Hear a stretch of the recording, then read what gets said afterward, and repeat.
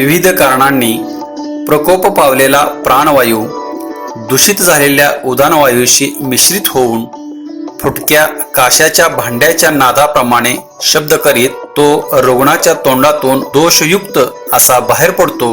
यालाच कास किंवा खोकला असे म्हणतात। या खोकल्याचे प्रमुख दोन प्रकार आहेत। पहिला प्रकार म्हणजे ओला खोकला आणि दुसरा प्रकार म्हणजे कोरडा खोकला। खोकला निर्मितीची कारणे। वृक्ष, थंड व आंबट अन्न पदार्थांचे सतत सेवन करणे, अतिमैथून करणे, त्याचप्रमाणे अतिश्रम करणे, मलमूत्राचा अवरोध करणे, तिखट व उष्ण तसेच विदाही पदार्थांचे अतिसेवन करणे, जड व कफकर पदार्थांचे अतिसेवन करणे, जास्त तेलकट व तुपकट पदार्थांचे सेवन करणे, गार वारा अंगावर घेणे, शीतपेये, आईस्क्रीम व थंड पाणी यांचा अतिवापर करणे अशा विविध कारणांनी खोकला या विकाराची निर्मिती होते। खोकला निर्माण झाल्यास दिसणारी लक्षणे।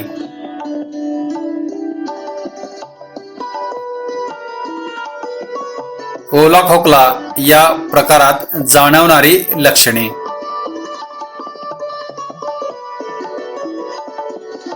नाकातून शेंबूड येणे, घसा सुजणे, घशातील गाठी सुजणे, तोंड आतून कफाने सारवल्यासारखे वाटणे, मस्तकात खूप वेदना होणे, अंग जड वाटणे, खोकला येताच पातळ किंवा दाट असा कफ पडणे, जिभेवर पांढरा थर येणे, खोकला सकाळी व जेवणानंतर वाढणे अशा प्रकारची लक्षणे ओला खोकला या प्रकारात दिसून येतात। कोरडा खोकला लक्षणे।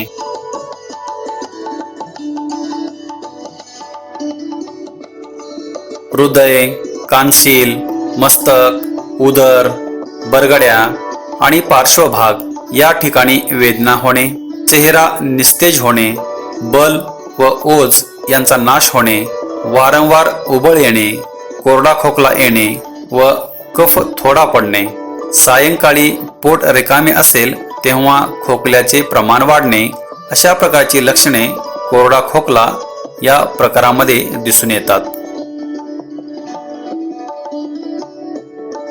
खोकला या विकारावरील उपचार पद्धती।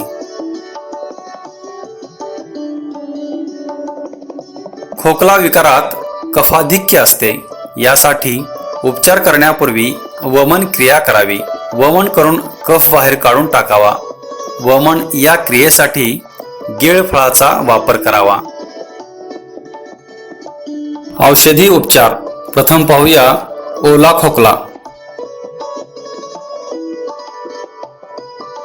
डाळिंबाची साल व त्रिकटू समभाग घेऊन एकत्र करावे।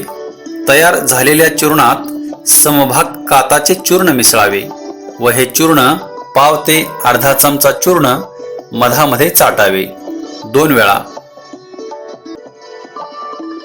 औषधी उपचार। कोरडा खोकला।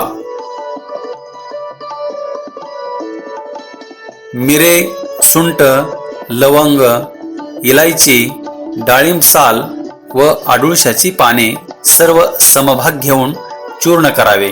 पाव ते अर्धा चमचा चूर्ण मधामध्ये चाटावे 2 वेळा। खोकला या विकारावरील पथ्य। वमन, विरेचन, जुन्या साळीचा भात, मूग, तूर, शेळीचे दूध, भाकरी, पोळी, वांगी, मेथी, पालक, मुळा, कारले, लसूण, आले, पुदिना, निम्मे आटवलेले पाणी इत्यादी अशा प्रकारचे खोकला या विकारावरील पथ्ये आहेत। खोकला या विकारावरील अपथ्य।